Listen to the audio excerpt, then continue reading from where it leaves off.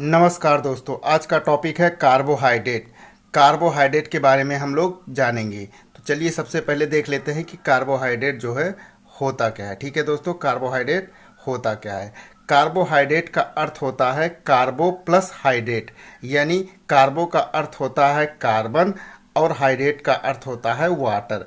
यानी जो कार्बोहाइड्रेट होते हैं वो कार्बन के हाइड्रेट्स कहलाते हैं। ठीक है दोस्तों, कार्बन के हाइड्रेट्स कहलाते हैं और इनका जो सामान्य सूत्र होता है वो CnH2ON होता है। ठीक है, आगे चलिए देख लेते हैं क्या है कार्बन। तो ये जो है जो कार्बोहाइड्रेट होते हैं, कार्बोहाइड्रेट शर्करा अणुओं के आधार पर निम्न भागों में बांटा गया है। तो निम्न भागों में ये कौन कौन से हैं, तो चलिए देख लेते हैं। जो कार्बोहाइड्रेट होता है ये अलग अलग भागों में बांटा गया है। पहला है मोनोसैकेराइड्स, ठीक है, मोनोसैकेराइड्स, डाइसैकेराइड्स, ओलिगोसैकेराइड्स और पॉलीसैकेराइड। ठीक है, इसके कुछ अलग अलग एग्जाम्पल हैं। वो क्या है, तो जो एग्जाम्पल है इसका मोनोसैकेराइड जो होता है इसका एग्जाम्पल है ग्लूकोज, फ्रक्टोज और ग्लैक्टोज।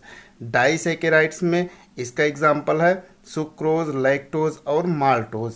जबकि ओलिगोसैकेराइड्स में डाइसैकेराइड, ट्राइसैकेराइड्स और टेट्रासैकेराइड्स होते हैं। पॉलीसैकेराइड्स का जो एग्जाम्पल होता है वो क्या होता है दोस्तों, वो स्टार्च होता है, ग्लाइकोजन होता है और सेलुलोज, काइटिन। ये सारे जो है पॉलीसैकेराइड्स के एग्जाम्पल हैं।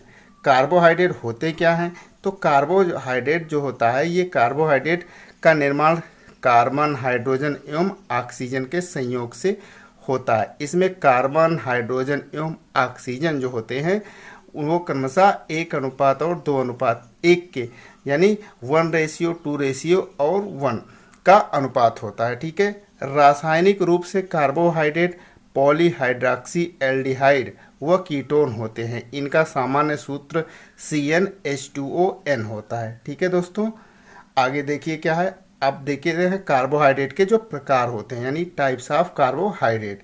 तो कार्बोहाइड्रेट के प्रकार हैं, ये अलग अलग प्रकार इनके होते हैं। पहला है मोनोसैकेराइड, डाइसैकेराइड, ओलिगोसैकेराइड्स और पॉलीसैकेराइड। तो सबसे पहले चलिए देखते हैं कि मोनोसैकेराइड्स होते क्या है। ठीक है, मोनोसैकेराइड के बारे में देखते हैं।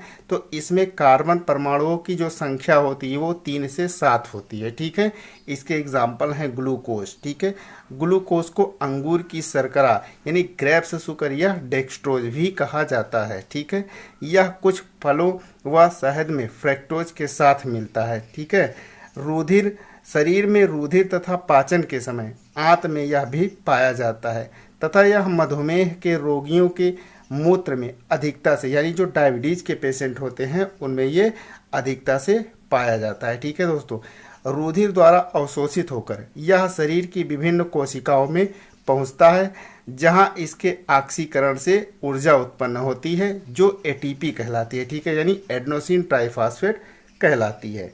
फ्रक्टोज, अब आइए फ्रक्टोज को क्या है, तो फ्रक्टोज को देखते हैं क्या है कि जो फ्रक्टोज होते हैं या फ्रूट शुगर वह लेबुलोज भी कहते हैं, इसको फ्रूट शुगर या लेबुलोज भी कहते हैं। यह कीटो या जो है कीटो में यानी कीटो शर्करा होती है। ठीक है, यह फलों फूलों के पास तथा जो रस होते हैं यानी जो शहद होती है उसमें ये पाई जाती है। ये सबसे अधिक क्या होती है, मीठी होती है। ठीक है, ये सबसे अधिक मीठी होती है।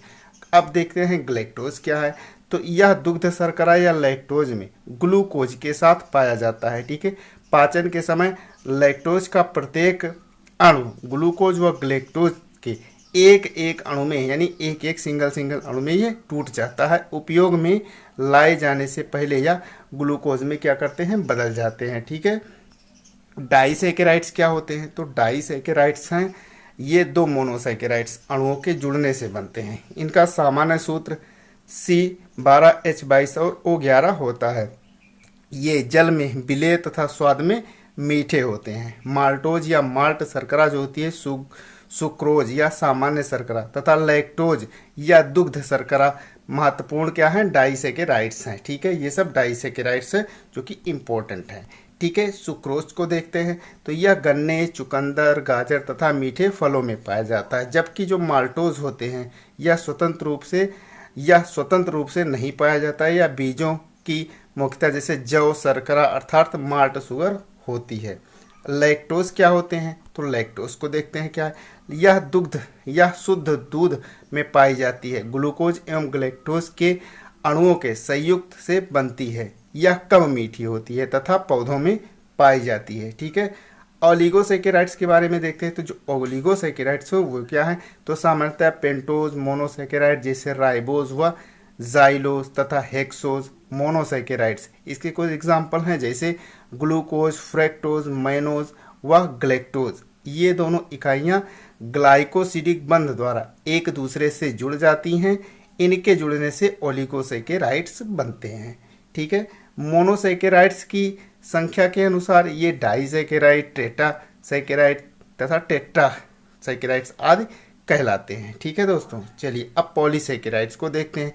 पॉलीसैकेराइड्स जो होते हैं ये अनेक मोनोसैकेराइड के मिलने से बनते हैं। पॉलीसैकेराइड्स को ग्लाइकन्स भी कहते हैं। ये मोनोसैकेराइड्स के बहुलक हैं। इनमें 10 से लेकर कई हजार तक मोनोसैकेराइड्स अणु ग्लाइकोसिडिक बंध द्वारा जुड़े रहते हैं। ये जल में अविलेय होते हैं और कोलाइडी घोल बनाते हैं। ठीक है दोस्तों, क्या करते हैं, कोलाइडी घोल बनाते हैं। इनका स्वाद मीठा नहीं होता है तथा इनका आणविक भार बहुत अधिक होता है। ठीक है, इनका आणविक भार जो होता है बहुत अधिक होता है। अब देखते हैं पॉलीसैकेराइड्स के उदाहरण कौन कौन से हैं। जो पॉलीसैकेराइड्स के उदाहरण हैं वो कौन से हैं, तो सबसे पहला है कि मंडेया स्टार्च। यह सभी प्रकार के अनाजों, बहुत सी सब्जियों, विशेषकर आलू, शकरकंद इत्यादि में मिलता है। ठीक है, ग्लाइकोजन को देखेंगे। ग्लाइकोजन क्या है, तो ये जंतु शरीर में संचित अवस्था में रहता है तथा आवश्यकता पड़ने पर इसका उपयोग किया जाता है। अगला सेलुलोज। सेलुलोज है, तो जो सेलुलोज होते हैं दोस्तों ये वनस्पति कोशिकाओं की कोशिका भित्ति इसी प्रकार की बनी होती है, इसलिए यह वनस्पतियों में मिलता है। किसमें, पेड़ पौधे या वनस्पतियों में मिलते हैं तथा यह जल में अघुलनशील होता है। अगला है काइटिन।